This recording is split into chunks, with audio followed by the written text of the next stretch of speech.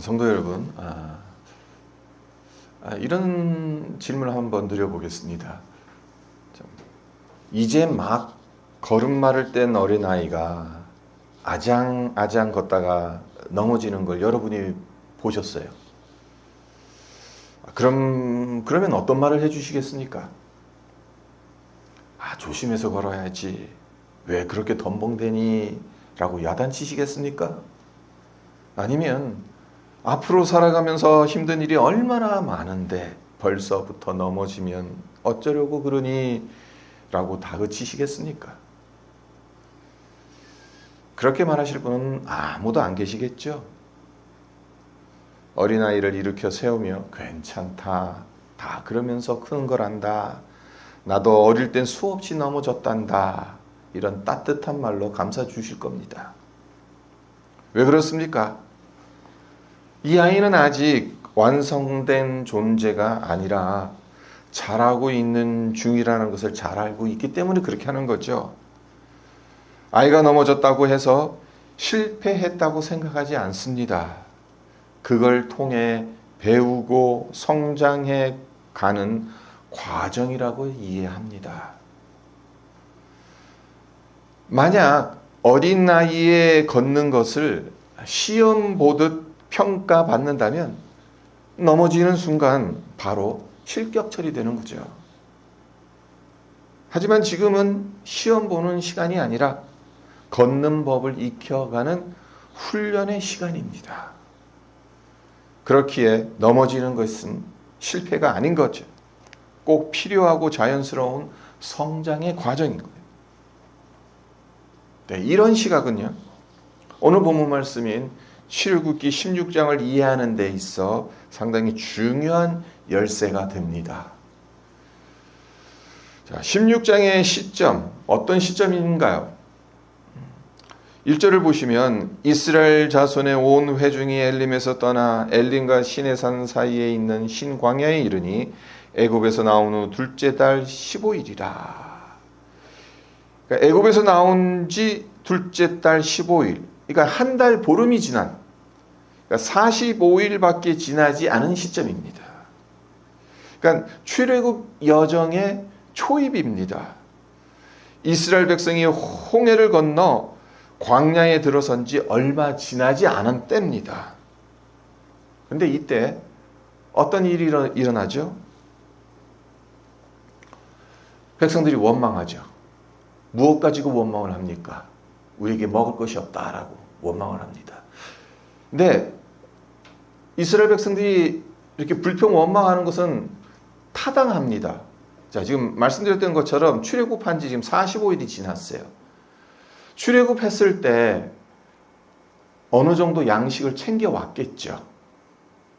45일이 지났으니까 이때까지 아직 만나와 메추라기가 하늘에서 내려온 게 아니에요. 이제까진 애굽에서 가지고 나온 양식으로 지금 이 광야길을 진행하고 있는 거예요. 45일이 지난 시점에 이 양식이 모두 떨어진 겁니다. 자, 생각해 보십시오. 사막 한가운데서 200만이 좋게 넘을 사람들에게 먹일 양식을 어떻게 구할 수 있겠습니까? 눈앞에 보이는 건 황량한 사막이고 먹을 것은 바닥났고 양식을 구할 방법은 눈을 씻고 찾아봐도 없을 것 같습니다. 이스라엘 백성들 입장으로는 불안할 수밖에 없죠. 그래서 원망을 쏟아냅니다. 그래서 2절과 3절을 보시면 이스라엘 자손 온 회중이 그 광야에서 모세와 아론을 원망하여 이스라엘 자손이 그들에게 이르되 우리가 애굽 땅에서 고기 가마 곁에 앉아 있던 때와 떡을 배불리 먹던 때와 여호와의 손에 죽었더라면 좋았을 것을 너희가 이 광야로 우리를 인도해 내어 이 온 회중이 추려 죽게 하는도다. 그러니까 이스라엘 백성들이 얼마나 두려웠으면 그리고 불안했으면 이렇게 과격한 원망의 말을 쏟아냈겠습니까? 근데 놀라운 건 하나님의 반응입니다. 하나님은 이들의 마음을 헤아리셨어요. 그래서 책망하시지 않습니다. 그 반대로 매일 하늘에서 양식을 비같이 내려주시겠다는 약속을 합니다. 자, 4절에 보시면 그때 여호와께서 모세에게 이르시되 보라 내가 너희를 위하여 하늘에서 양식을 비같이 내리리니 백성이 나가서 일용할 것을 날마다 거둘 것이라 이같이 하여 그들이 내 율법을 준행하나 아니하나 내가 시험하리라. 자, 이제까진 그들이 가지고 나온 양식으로 해결을 했습니다. 하지만 더 이상 이제 그들에게 지금 당장 씨를 뿌려서 그 열매를 먹을 수도 없죠. 물도 없는데 마땅한 농경지도 없고 그렇다고 해서 어디 슈퍼마켓이 있는 것도 아니고 사막 한가운데 하나님께서 이들에게 하늘에서 양식을 비같이 내려줄 것이다 라는 약속을 하십니다. 그러면서 하시는 말씀이 율법을 준행하나 아니하나 시험하겠다 그렇게 말씀하시죠. 물론 하나님께서 율법을 준행하나 아니하나 시험하시겠다라고 말씀하기는 합니다마는 이 시험이 그들을 평가하고 떨어뜨리기 위한 시험이겠습니까? 아니죠. 아직 믿음이 연약한 백성들을 사랑으로 훈련시키고자 하는 하나님의 마음을 이런 식으로 드러내시는 겁니다. 하나님은 지금 이스라엘 백성들을 시험의 대상이 아닌 훈련의 대상으로 보고 계시는 거예요. 평가의 대상이 아닌 원망했으니까 불평했으니까 그거에 대해서 평가하고 그거에 대해서 책망하고 그렇게 하시는 것이 아니라 훈련의 대상으로 보신다는 게 중요한 거죠. 이스라엘 백성들 400년 동안 애굽에서 종살이하며 애굽의 문화에 깊이 물들어 있었습니다. 그래서 이제 막 출애굽한 자들입니다. 하나님의 백성으로 살아가는 법을 이제 배우기 시작하는 시점입니다. 하나님께서 이 점을 모르실 리가 없죠. 그래서 그들에게 완벽한 믿음을 요구하시는 것이 아닙니다. 불평한다고 해서 곧바로 벌을 내리시지 않았던 겁니다. 근데 우리가 짚고 넘어야 할 것이 하나 있죠. 이스라엘 백성들의 원망이 이번이 처음은 아니라는 거예요. 출애굽 이후에 이미 2번이나 원망을 합니다. 그것을 한번 찾아볼까요? 자, 첫 번째는 출애굽 직후 홍해 앞에였습니다. 그래서 14장을 보세요. 네, 이스라엘 백성들이 진퇴양난에 빠지죠. 14장을 이렇게 한번 눈으로 읽어보시면 바로 군대가 뒤에서 그들을 추격하고 있습니다. 그리고 그들 앞엔 홍해가 가로막고 있어요. 도간에 든 쥐꼴입니다. 뒤로 가도 죽는 거고 앞으로 가도 죽는 겁니다. 그래서 이렇게 부르짖죠. 14장 11절을 보시면요. 그들이 또 모세에게 이르되 애굽에 매장지가 없어서 당신이 우리를 이끌어내어 이 광야에서 죽게 하느냐? 어찌하여 당신이 우리를 애굽에서 이끌어내어 우리에게 이같이 하느냐? 아니, 애굽에 매장지가 없니? 왜 여기까지 나와서 바다에 빠져 죽게 하든 아니면 바로의 군대에게 몰살당하든 왜 이 지경에까지 우리를 몰아넣느냐? 그렇게 원망을 하죠. 그리고 두 번째 원망은 어디에서 나옵니까? 홍해가 갈라지는 기적을 경험한 지 불과 사흘 후 15장에 나오죠. 광야에서 사흘 동안 물을 찾지 못합니다. 겨우 물을 발견하긴 했는데 그 물은 마실 수 없는 쓴물이었죠. 그래서 또다시 원망합니다. 자, 15장 24절을 읽어드립니다. 백성이 모세에게 원망하여 이르되 우리가 무엇을 마실까 하며. 그러니까 사실 3일 동안 물을 안 마시고 걸어간다면 정말 힘들 겁니다. 뙤약볕 아래서. 그 사막의 뙤약볕 아래서 3일 동안 물 안 마시고 하면 정말 죽을 맛이죠. 근데 어렵게 발견한 물이 마실 수 없는 쓴물이다. 그러니까 열받을 때는 열받는 거예요, 이스라엘 백성들이.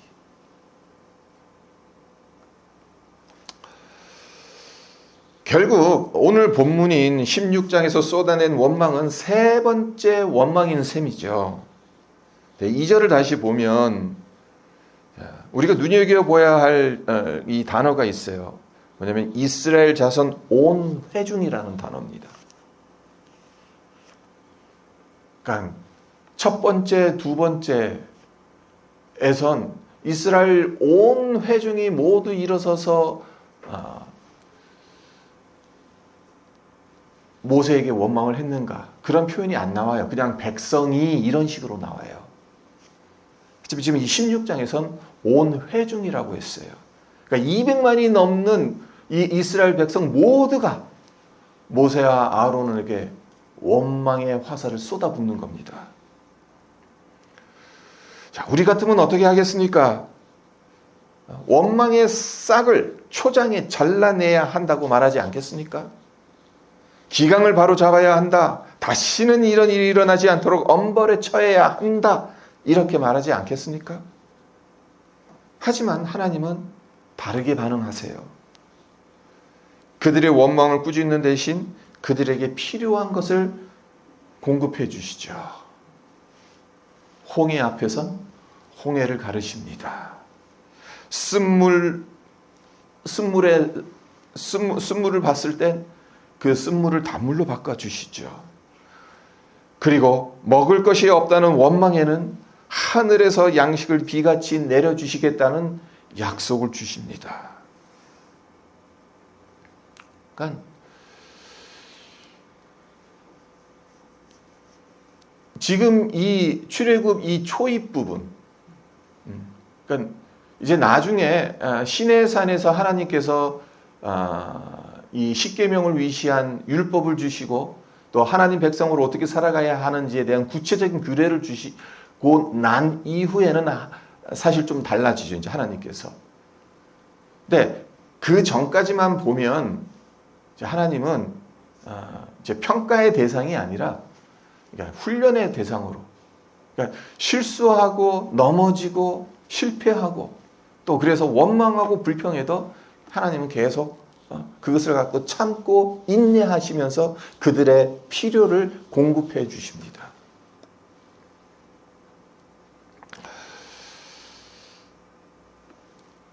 자, 하나님께서 이토록 인내하시고 그들을 훈련하신 데에는 분명한 목적이 있습니다.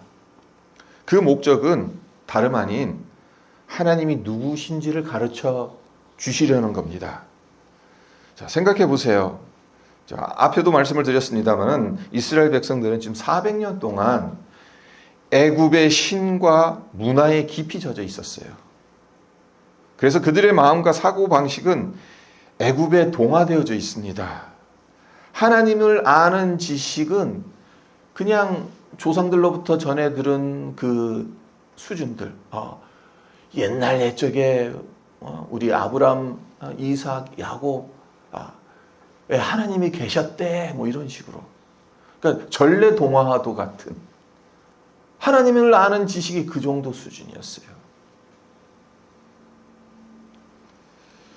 그러니까 이런 이유로 하나님은 그들을 가나안 땅에 들이기 전에 먼저 하나님이 어떤 분인지를 알려주셔야 합니다.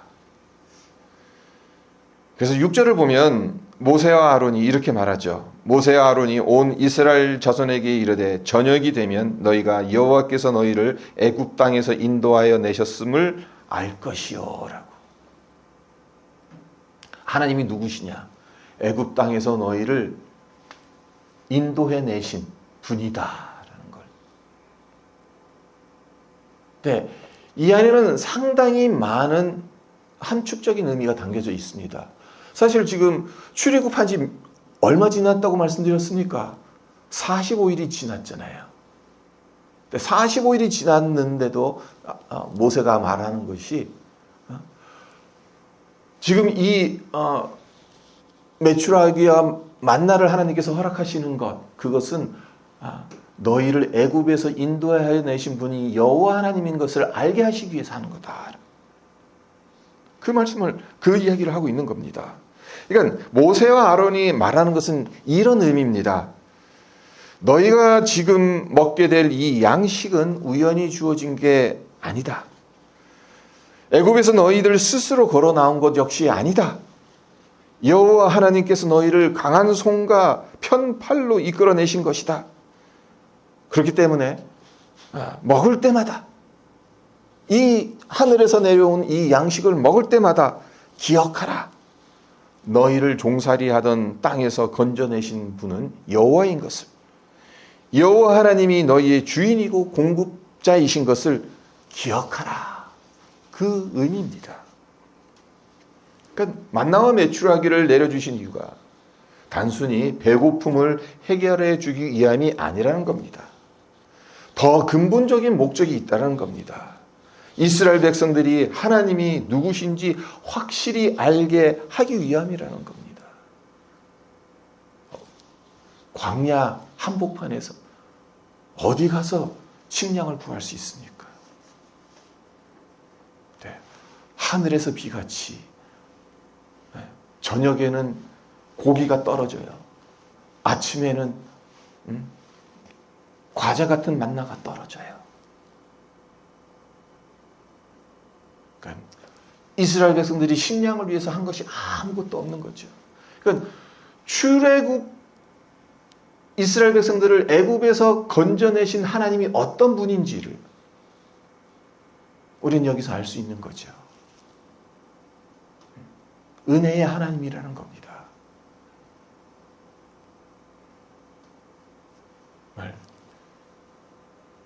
식량을 구할 방법이 전혀 없는 그 상황에서 하나님께서 하늘에서 비같이 내려주시는 그 은혜를 베풀어 주셨다. 출애굽한 그 하나님의 목적이 다름 아닌 이 은혜를 베푸시기 위함이다라고 볼 수가 있는 거죠. 자, 근데 여기서 또 한 가지 질문을 한번 던져 보도록 하겠습니다. 자, 이스라엘 백성들이 불평한 이유가 단지 배고픔 때문이었을까요? 이 세 번째 원망. 겉으로 보면 배고프니까 우리가 이 땅에서 지금 여기서 죽여 죽게 하느냐라고 원망하지 않았습니까? 네, 그들의 말을 자세히 들여다보면 문제의 본질이 단순한 배고픔에 있지 않다라는 것을 발견하게 됩니다. 자, 3절 상반절 한번 다시 보세요. 우리가 애굽 땅에서 고기 가마 곁에 앉아 있던 때와 떡을 배불리 먹던 때에라고 합니다. 자, 이스라엘 백성들 애굽에 있었을 때 신분이 정확히 뭐였습니까? 노예였잖아요. 자, 그런데 어떤 노예가 고기 가마 곁에 앉아 고기를 먹을 수 있겠습니까? 떡을 배불리 먹을 수 있겠습니까? 주인이나 그렇게 먹을 수 있지. 한마디로 과장하는 겁니다. 과거를 미화시키는 거예요. 자, 민수기 11장 5절을 보면 그들의 실제 식단이 어떠했는지를 엿볼 수가 있어요. 제가 읽어드리겠습니다. 우리가 애굽에 있을 때에는 값없이 생선과 오이와 참외와 부추와 파와 마늘들을 먹은 것이 생각나거늘. 여기서도 값없이 생선과 야채와 향신료를 먹었다라는 식으로 이 과거를 미화하기는 합니다만은 지금 이 식단에는 고기는 없잖아요. 나일강에서 낚시해서 온 생선은 있었는지 모르지만 고기는 없어요.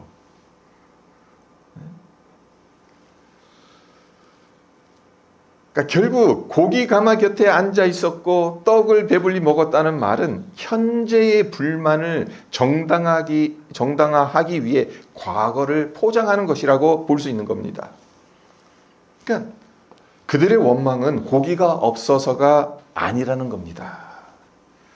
자, 설령 고기가 주어진다 하더라도 불평이 멈춰졌을까요? 자, 고기 문제가 해결되면 아마 이렇게 불평했을 겁니다. 애굽에선 그래도 집안에서 편하게 잘 수 있었는데 지금은 흙바닥에서 자야 해. 라는 잠자리 문제나 아니면 나일강에선 마음껏 씻었는데 이곳 광야는 먼지투성이야. 언제 목욕을 했는지 몰라. 이런 위생 문제를 들고 나오면서 원망했을 겁니다. 실제로 하나님께서 만나와 메추라기를 내려주신 후에도 이스라엘 백성들은 어떠했습니까? 원망이 그치지 않았어요. 출애굽기 17장 이후 계속 읽어보세요. 계속해서 원망하는 일들이 나옵니다. 금송아지 사건이 나오죠. 노뱀 사건이 나오죠. 이 점이 시사하는 바가 무엇이겠습니까? 문제의 뿌리가 외부의 결핍이 아니라 내면의 불신앙이 있다는 겁니다. 여러분, 이건 남 얘기가 아닙니다. 이스라엘 백성 이야기만이 아니라 우리 이야기이기도 하다는 겁니다. 다른 누구를 떠올리는 것이 아니라 우리 자신을 되돌아봐야 한다는 겁니다. 우리가 불평하고 원망할 때를 생각해 보면 다 그 이유가 있지 않습니까? 저 사람이 잘못해서, 남편이 그래서, 아내가 저렇게 해서, 상황이 이래서 각자 나름대로 이유가 다 있습니다. 그러나 오늘 본문 말씀이 전하고자 하는 바는 너무나 분명합니다. 그 상황이 호전된다고 해서, 그 사람이 그렇게 더 이상 행동하지 않는다고 해서 내 불평과 원망이 멈추느냐? 아니라는 겁니다. 지금 16장에서 하나님께서 만나와 메추라기를 내려주셨는데, 그러니까 이 문제는 해결됐죠. 이 결핍의 문제가 해결됐어요. 그럼 더 이상 원망하지 말아야죠. 불평하지 말아야죠. 하지만 그 다음에 보면 또 다른 것으로 또 원망합니다. 그러니까 외부에 있는 결핍이 문제가 아닌 거예요. 내면에 있는 불신앙이 문제인 거죠. 감사는 상황이 해결되었기 때문에 하는 것이 아니잖아요. 하나님을 신뢰하기 때문에 감사하는 것 아니겠습니까? 그리고 믿음이란 하나님께서 어떻게든 해주시겠지라는 막연한 낙관이 아닙니다. 홍해가 앞을 가로막아도 쓴물이 눈앞에 있어도 양식이 다 떨어져도 그럼에도 불구하고 하나님께서 일하신다는 확신이 있어야 앞으로 닥칠 광야의 혹독함을 견뎌낼 수 있는 겁니다. 광야는 물이 없습니다. 먹을 것도 없습니다. 방향도 알 수 없는 척박한 곳입니다. 그 여정에서 하나님이 누구신지를 모른다면 조금만 배가 고파도, 조금만 길이 힘들어도 곧바로 불평과 원망이 터져 나올 수밖에 없습니다. 하지만 나와 함께 하시는 하나님이 전능하시고 나를 사랑하시며 종살이 했던 애굽에서 건져내신 분이라는 사실을 확실히 믿는다면 광야의 결핍과 시험 속에서도 흔들리지 않고 걸어갈 수 있겠죠. 자, 성도 여러분, 나침반 없이 사막을 걸어가면 어떻게 되겠습니까? 길을 잃어버리겠죠. 그러니까 물도 없고 아무것도 없으면 길을 잃어버리다가 죽을 수도 있겠죠. 네, 물도 충분히 있고, 그러니까 나침반만 없는 거예요. 그러니까 생존에 관련된 거는 다 지장이 없어요. 네, 그렇게 만약에 사막을 걸어간다. 그럼 어떤 일이 생기겠습니까? 사막 지대를 탐험한 탐험가들의 증언입니다. 사막 한가운데서 나침반 없이 걸으면 똑바로 걷지 못하고, 이게 보기에는 똑바로 이렇게 계속 걸어가는 것처럼 보여요. 하지만 이제 만약에 드론을 띄워서 위에서 바라보면 똑바로 걸어가는 게 아니라 이렇게 원을 그린다고 해요. 원을 그리면서 이렇게 돌아가지고 결국에는 처음에 출발했던 자리로 돌아온다는 거예요. 이런 이야기를 들어보셨는지 모르겠어요. 자, 왜 그러겠습니까? 그 이유는 우리 인간의 두 다리 길이가 똑같지 않아요. 한쪽이 조금 더 길어요. 그래서 아주 미세한 차이기는 합니다만 한쪽 다리가 조금 더 길기 때문에 이 걸음을 걸을 때 자연스럽게 한쪽으로 기울게 된다고 합니다. 그래서 오래 신은 운동화나 구두 바닥을 한번 보세요. 어떤가요? 새로 산 운동화나 그런 건 없겠지만 한 3년, 4년 신은 운동화나 구두를 한번 이렇게 뒷면을 바닥을 한번 확인해 보세요. 그러면은 한쪽이 더 달아 있다라는 걸 쉽게 발견하실 수가 있습니다. 그러니까 그쪽 다리가 어떤 겁니까? 더 긴 거예요. 그러니까 사막엔 길과 방향을 알려줄 랜드마크가 없습니다.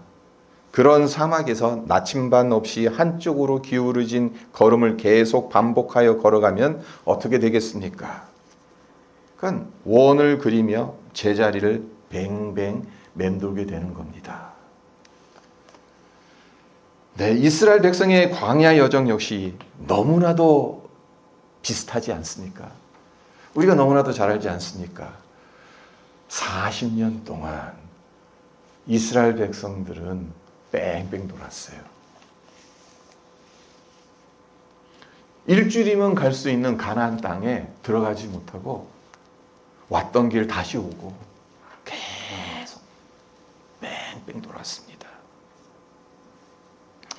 홍해 사건, 마라의 쓴물 사건, 양식이 떨어진 사건, 그리고 그 위에 수많은 사건들.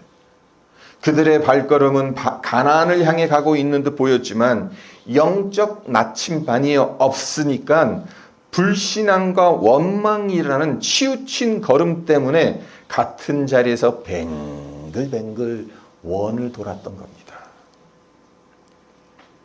그리고 나침반이 없는 상태로 가나안에 들어간다면 그 땅의 풍요로움 속에서 우상숭배와 불신앙의 원을 그리며 죄를 짓는 자리로 돌아갈 수밖에 없겠죠. 그리고 우리가 잘 아다시피 이스라엘의 역사가 그런 식으로 흘러가지 않았습니까? 하나님은 이 점을 너무나도 잘 알고 계셨던 겁니다. 그래서 하나님이 누구신지를 아는 영적 나침반을 주시고자 광야에서 이스라엘 백성들을 이 걸음마 훈련시키셨다라고 볼 수 있는 겁니다. 넘어지면 일으켜 세우시고 목마르면 물을 주시고 배고프면 만나와 메추라기를 비같이 내려주시면서 나는 너희를 인도하여 낸 여호와다, 너희의 공급자다 라는 말씀을 끊임없이 주셨던 겁니다. 하지만 우리가 간과하지 말아야 할 것이 있지 않습니까? 원망과 불평으로 제자리를 돌면서 걸음마 훈련을 평생 할 수는 없잖아요. 가데스 바네아 사건을 보십시오. 이스라엘 1세대들 약속의 땅을 눈앞에 두고 있습니다. 이제 들어가기만 하면 됩니다. 그러니까 그 전에, 그 땅에 들어가기 전에 정탐하고자 12명의 정탐꾼을 보냈습니다. 그래서 어떤 일이 일어났습니까? 10명의 정탐꾼들은 그 땅의 소산들은 정말 포도알이 무슨 사과만 해 뭐 이러고, 하지만 사람들도 그냥 거인이야. 우리는 그들 앞에서 메뚜기야. 그 땅이 분명 풍요로운 땅이기는 하지만 우리는 저 땅을 정복 못해. 우리는 메뚜기니까. 딱 2명, 여호수아와 갈렙만이. 그래, 맞다. 저들은 거인이다. 하지만 하나님이 우리와 함께 하신다. 그러니 그 땅을 하나님께서 우리 손에 붙여주실 수 있다. 네, 이스라엘 백성들이 누구의 말을 듣습니까? 10명의 정탐꾼 말을 듣지 않았습니까? 그리고 원망하죠. 불평하죠. 울면서 통곡합니다. 여기까지 왔는데 가나안 땅에 못 들어가나 보다.